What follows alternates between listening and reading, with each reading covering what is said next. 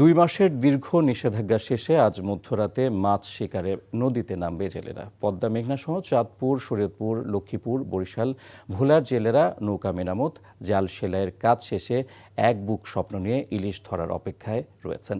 তবে পদ্মা, মেঘনার পানিতে দূষণ বেড়ে যাওয়ায় মাছের উৎপাদন নিয়ে দুশ্চিন্তায় জেলেরা। চাঁদপুর থেকে শরীফুল ইসলামের রিপোর্ট। মাছ ধরার নিষেধাজ্ঞায় ঘরে বসে দিন কাটলেও মধ্যরাত থেকে আবারও কর্মচাঞ্চল্য ফিরছে জেলেপল্লীতে।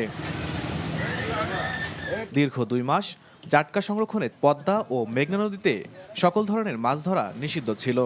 সেই নিষেধাজ্ঞা শেষে কাজে ফিরতে চলছে প্রস্তুতি।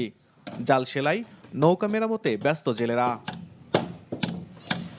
জেলেরা বলছেন, মাছ ধরার নিষেধাজ্ঞার সময়ে তারা ঋণে জর্জরিত হয়ে পড়েন। নদীতে মাছ পেলে ঘুরে দাঁড়াতে পারবেন, তবে পদ্মা ও মেঘনা নদীর পানি দিন দিন দূষিত হওয়ায় দুশ্চিন্তায় জেলেরা। 2 মাস অভিযান দিছে, এখন আমরা নদীতে সব জাল নৌকা আমরা রেডি করে রাখছি, নদীতে নাম। পরিষ্কার পানি যদি থাকতো তাহলে আমরা মাছ পেতাম। দূষিত পানি আয় পড়ছে, নদীর পানি গোলা হয়ে গেছে, অভিযান শেষ, নদীর পানি গোলা। তবে আমার মনে হয় না যে মাছ পাবো। যদি কিছু মাছ নাই পাই, কিন্তু আমাদের কষ্টের শেষ নাই। আমরা যে ঋণগ্রস্ত হয়েছিলাম, বিভিন্ন অ্যাঙ্গেল থেকে আমরা দেনা করে চলছি, নদীতে আমরা যাই নাই।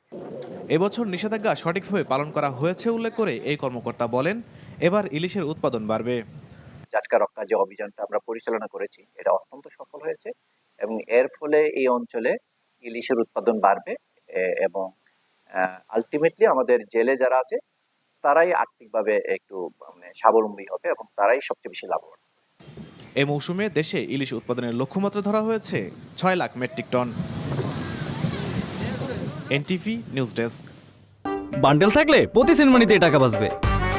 বিকাশ সেনমানি বান্ডেল কিনে জিতুন প্রতি লেনদেনে।